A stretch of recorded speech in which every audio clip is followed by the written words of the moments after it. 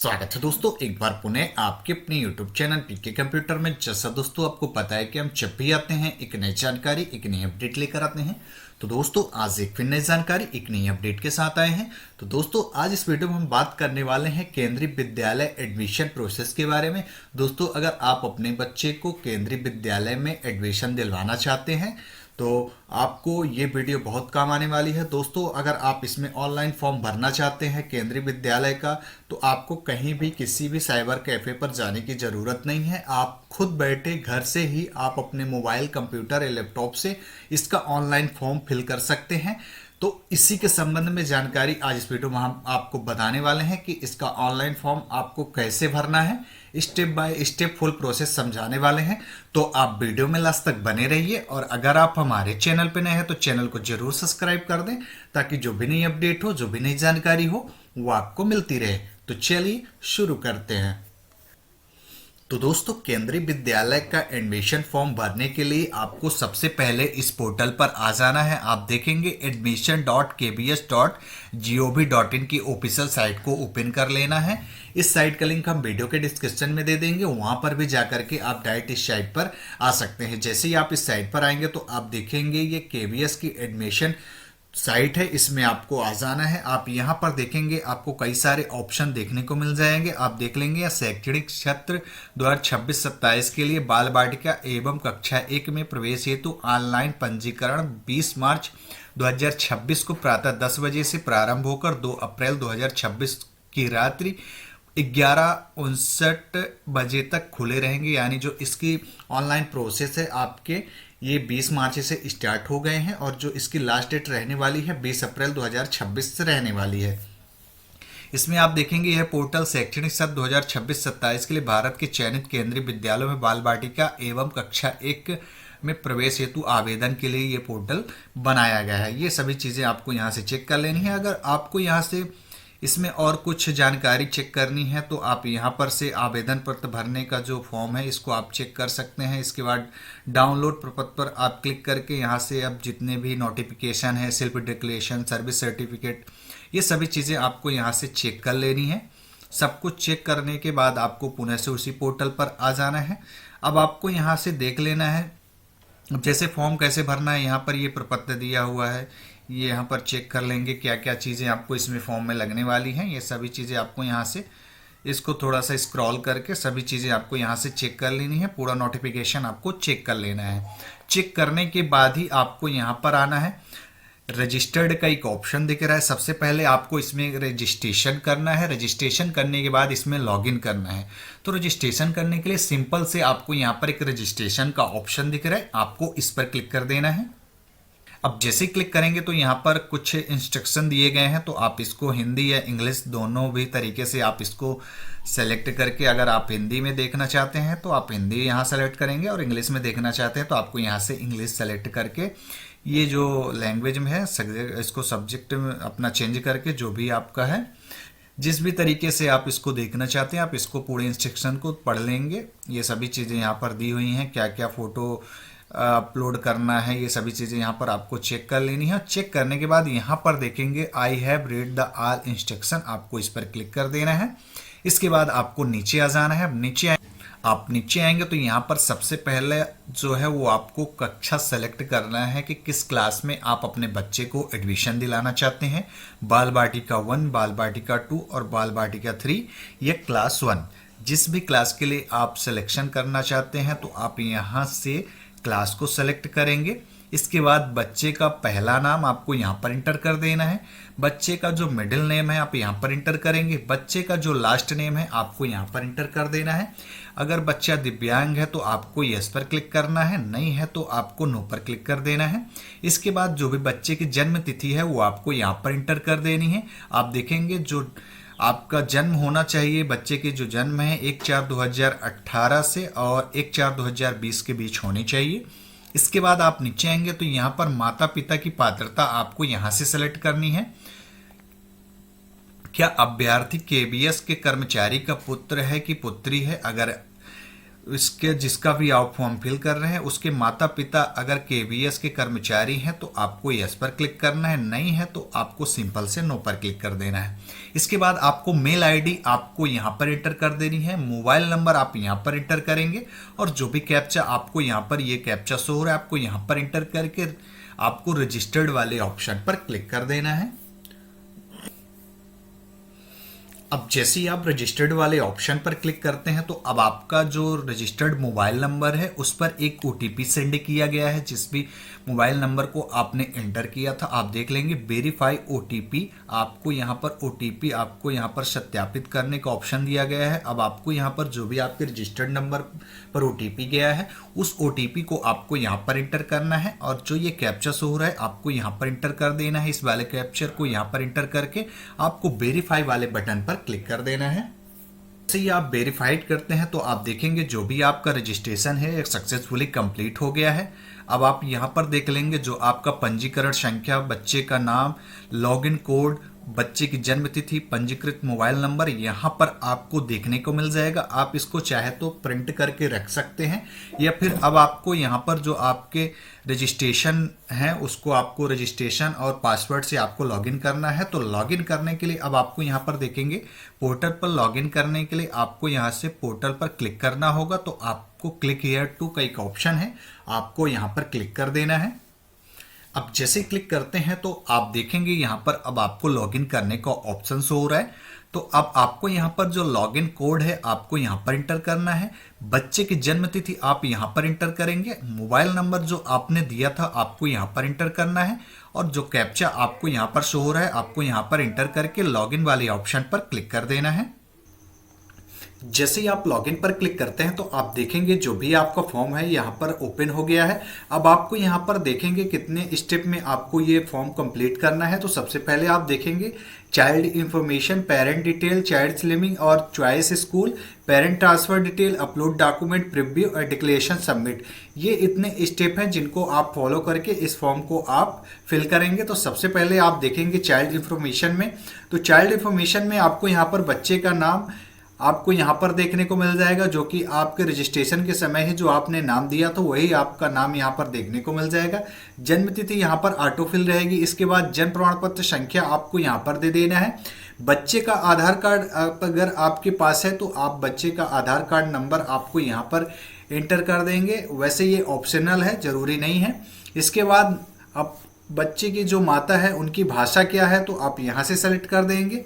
क्या आप केवीएस कर्मचारी के पुत्र या पुत्री हैं, तो अगर आप यह है तो यस करें, नहीं है तो आपको नो पर क्लिक कर देना है। दिव्यांग अगर आप हैं तो यस करें, नहीं है तो आप नो पर क्लिक करें। मेल फीमेल आपको यहाँ से सेलेक्ट कर देना है। रक्त समूह या ब्लड ग्रुप आपको यहाँ से सेलेक्ट करना है। जाति आप किस कैटेगरी से आते हैं आप यहाँ पर सेलेक्ट करेंगे। इसके बाद अगर आप ओबीसी से आते हैं तो ओबीसी में आप क्रिमिनल है या नॉन क्रिमिनल आप यहाँ से सेलेक्ट करेंगे। इसके बाद आप अपने जाति प्रमाण पत्र का जो सर्टिफिकेट नंबर है वो आपको यहाँ पर देना है। इसके बाद आपका जो जाति प्रमाण पत्र है वो किसने जारी किया है, एसडीएम तहसीलदार ने, आपको यहाँ पर इंटर कर देना है। और प्रमाण पत्र जारी करने की तारीख जो है इशू ऑफ सर्टिफिकेट डेट, तो ये आपको यहाँ पर दे देना है। इसके बाद सेव एंड कंटिन्यू वाले ऑप्शन पर क्लिक कर देना है। अब जैसे ही सेव एंड कंटिन्यू वाले ऑप्शन पर क्लिक करते हैं तो आप देखेंगे जो आपका दूसरा स्टेप है पेरेंट डिटेल का वो आपको यहाँ पर देखने को मिल जाएगा। तो आप देखेंगे यहाँ पर अभिभावक विवरण यानी पेरेंट डिटेल आपको यहाँ फिल करना है। क्या आप एकल परिवार हैं या एकल अभिभावक हैं, तो अगर आप यस हैं तो यस पर क्लिक करें। और आप माता हैं पिता हैं यानी आपके एकल परिवार का मतलब अगर आपके पास माता बस हैं तो आप यस करें, या फिर पिता बस है तो अभी आपको यस करना है। अगर आपके पास एकल परिवार नहीं है तो आपको नो पर क्लिक कर देना है। इसके बाद आपको यहाँ पर आपको टाइटल सेलेक्ट करना होगा कि जैसे माता का नाम आप यहाँ पर देंगे तो एमएस सेलेक्ट करेंगे और अपने जो माता का नाम है आपको फुल नेम आपको यहाँ पर इंटर कर देना है। उनकी नेशनैलिटी क्या है आपको यहाँ से सेलेक्ट कर देना है। कंट्री क्या है आप यहाँ से सेलेक्ट करेंगे। राज्य क्या है आपको यहाँ से सेलेक्ट कर देना है, जो भी स्टेट लगता है। इसके बाद सिटी आप यहाँ पर इंटर कर देंगे। एड्रेस जो भी आपके माता का है, मदर का जो फुल एड्रेस है आपको यहाँ पर फिल कर देना है। इसके बाद जो भी आपके एरिया का पिन कोड है आपको यहाँ पर इंटर कर देना है। अब आप नीचे आएंगे तो यहाँ पर देखेंगे क्या आप इस पते पर वर्तमान में निवास कर रहे हैं। प्रवेश वर्तमान पते के आधार पर किया जाएगा। इसके बाद आप नीचे आएंगे तो क्या आप चाहते हैं कि जो आपकी माता का आवासीय पता है वो पिता के आवासीय पर फील्ड स्वतः ही लिखा जाए? तो अगर आप चाहते हैं कि लिखा जाए तो आपको यस पर क्लिक कर देना है। यहाँ से देखेंगे यस और नो का ऑप्शन है। और अगर आपके पिता का जो एड्रेस है वो अलग है तो आपको नो पर क्लिक कर देना है, और सेम है तो आपको यस पर क्लिक कर देना है। इसके बाद मोबाइल नंबर अपनी माता का आपको यहाँ पर इंटर कर देना है। जीमेल आईडी आप देखेंगे यहाँ पर फिल है। इसके बाद अपनी माता की जो हाईएस्ट क्वालिफिकेशन है, आपकी जो माता है, मदर आपकी जो है वो आपकी कितने तक पढ़ी हुई हैं, किस क्लास तक है, तो आप देख लेंगे। ITI 10th ग्रेजुएशन जो भी है आप यहाँ से सेलेक्ट कर देंगे। इसके बाद क्या आप सरकारी कर्मचारी हैं? अगर माता आपकी सरकारी कर्मचारी हैं तो यस करें, नहीं है तो आपको नो पर क्लिक कर देना है। इसके बाद आपको यहाँ से ऑक्यूपेशन सेलेक्ट कर लेना है। व्यवसाय माता का क्या है, यहाँ से आपको यहाँ से फ्रेशनर है, नॉट वर्किंग है, या बिजनेस सेल्फ एम्प्लॉयर है, जो भी है वो आप यहाँ से सेलेक्ट कर देंगे। इसके बाद अगर आप यहाँ से प्राइवेट सेक्टर सेलेक्ट करते हैं तो ऑर्गेनाइजेशन का नाम, पद का नाम और जो इनकम है वो आपको यहाँ से सेलेक्ट कर देनी है। इसके बाद अगर आप यहाँ से नॉट वर्किंग सेलेक्ट करते हैं तो ये सभी चीज़ें हट जाएंगी, आपको नहीं है ये देखने को मिल जाएगा। और अब आपको यहाँ से सिर्फ एनुअल इनकम सेलेक्ट कर देना है। कोई एनुअल इनकम अगर जो आती है तो ठीक है, नहीं तो आपको नो इनकम पर सेलेक्ट कर देना है। इसके बाद आप नीचे आएंगे तो इसी तरह अब आपको अपने फादर की डिटेल देनी है, तो यहाँ से मिस्टर आप सेलेक्ट कर देंगे। अपने पिता का पूरा नाम आपको यहाँ पर इंटर कर देना है। नेशनलिटी आपको यहाँ से ऑटोमेटिक सेलेक्ट मिल जाएगा, आप देख लेंगे। कंट्री आप यहाँ से ऑटोमेटिक सेलेक्ट देख लेंगे। स्टेट ऑटोमेटिक रहेगा, सिटी आपकी ऑटोमेटिक रहने वाली, यानी जो सेम पता है आपकी माता का वो पिता के इसमें सेम हो जाएगा। इसके बाद आप देख लेंगे कि आप चाहते हैं कि पिता का आवासीय पता माता के आवासीय पते में फील्ड स्वतः ही हो जाए, तो ये चीज़ें भी आपको यस या नो में सेलेक्ट रहेगा, तो आप देख लेंगे। इसके बाद अपने पिता का जो मोबाइल नंबर है वो आपको यहाँ पर दे देना है। मेल आईडी आप यहाँ पर दे देंगे, और जो पिता की हाईएस्ट क्वालिफिकेशन है वो आपको दे देनी है। ITI या 12th 10th मिडिल प्राइमरी जो भी है आपको यहाँ से दे देना है। इसके बाद कि आपके पिता सरकारी कर्मचारी हैं, अगर हैं तो यस पर क्लिक करें, अगर जो नहीं है तो आपको सिंपल से नो पर क्लिक कर देना है। इसके बाद आपको यहाँ से ऑक्यूपेशन सेलेक्ट कर देना है अपने पिता का जो भी है, तो आप यहाँ से नॉट वर्किंग सेलेक्ट कर दें। अगर कोई सर्विस करते हैं या सेल्फ एम्प्लॉय हैं तो आपको यहाँ से सेलेक्ट कर देना है। और ऑर्गेनाइजेशन का नाम आपको यहाँ पर दे देना है, और आपका जो पदनाम है आप यहाँ से दे देंगे, और इनकम आपको यहाँ से सेलेक्ट कर देना है। और इनकम अगर नहीं है तो आपको नो इनकम पर सेलेक्ट करना है, और सेव एंड कंटिन्यू वाले ऑप्शन पर क्लिक कर देना है। जैसे ही आप सेव वाले ऑप्शन पर क्लिक करते हैं तो आप देखेंगे जो भी ऑप्शन है वो सभी सेव हो चुके हैं। इसके बाद आपको नेक्स्ट प्रोसेस है, तो अब आप देख लेंगे बच्चे के भाई बहनों का विवरण भरें। यदि कोई भाई बहन नहीं है तो आप इस चरण को छोड़ सकते हैं। तो यहाँ पर आपके पास अगर कोई भाई बहन है तो यहाँ पर आपको ऐड डिटेल पर क्लिक करके उस भाई या बहन का नाम आपको यहाँ पर दे देना है। अगर आप यहाँ पर भाई सेलेक्ट करने हैं तो आपको यहाँ से उनका जेंडर सेलेक्ट कर देना है। डेट ऑफ बर्थ आप यहाँ पर सेलेक्ट कर देंगे। अध्ययनरत है तो ठीक है, आपको यस पर करना है, नहीं है तो आपको नो पर कर देना है। ये सभी चीज़ें आपको यहाँ से नॉट वर्किंग करके आपको यहाँ से ऐड कर देनी है। इसके बाद अगर आपके पास सिंगल है, आपके पास कोई भाई बहन नहीं है, तो आपको यहाँ से कंटिन्यू वाले ऑप्शन पर क्लिक कर देना है। अब जैसे ही कंटिन्यू वाले ऑप्शन पर क्लिक करते हैं तो चॉइस ऑफ स्कूल का ऑप्शन आपको यहाँ पर देखने को मिल जाएगा। अब आपको यहाँ से अपनी जो स्कूल है वो सेलेक्ट कर देनी है। तो आप यहाँ से सबसे पहले 1, 2 और 3 तीन स्कूलें आपको यहाँ से सेलेक्ट करनी पड़ेगी। तो सबसे पहले आपको यहाँ से अपना स्टेट सेलेक्ट कर देना है।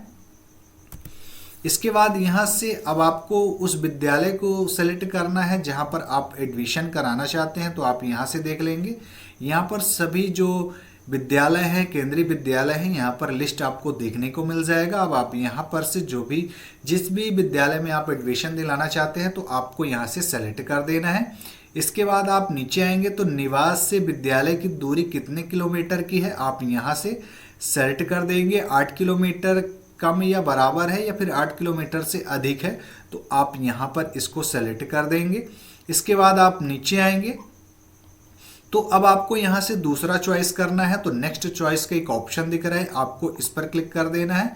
जो पहली डिटेल है वो ऑटोफिल हो जाएगी। इसके बाद अब आपको दूसरा स्कूल सेलेक्ट कर देना है, तो आपसे यहाँ से पुनः अपना स्टेट सेलेक्ट कर देना है।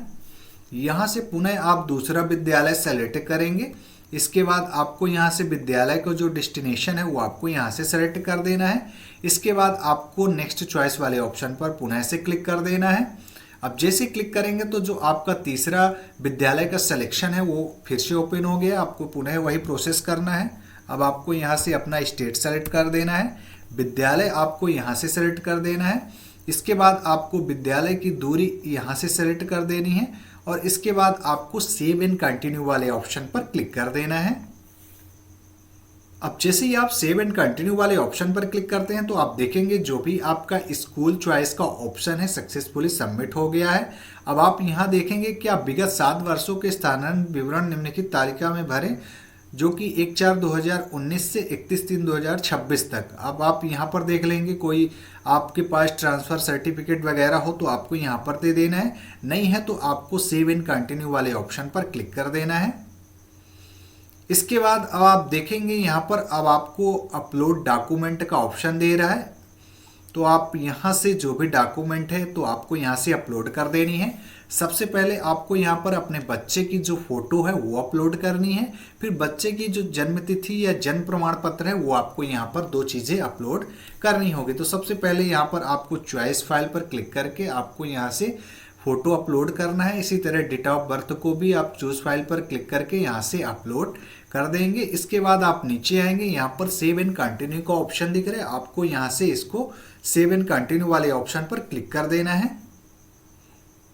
अब जैसे ही आप सेव एंड कंटिन्यू वाले ऑप्शन पर क्लिक करते हैं तो आप देखेंगे यहाँ पर अब आपको प्रीव्यू का ऑप्शन देखने को मिल जाएगा। अब आप यहाँ पर जितने भी डिटेल आपने फिल की थी उसको आपको अच्छे से प्रीव्यू कर लेना है, रीड कर लेना है, देख लेना है कि कहीं पर भी आपने कोई ऐसी जानकारी तो फिल नहीं कर दी जो आपको नहीं फिल करना चाहिए थी। गलत जानकारी अगर आपने फिल कर दी है तो आप देख लेंगे, यहाँ पर आकर के आपको चेक कर लेना है सब कुछ।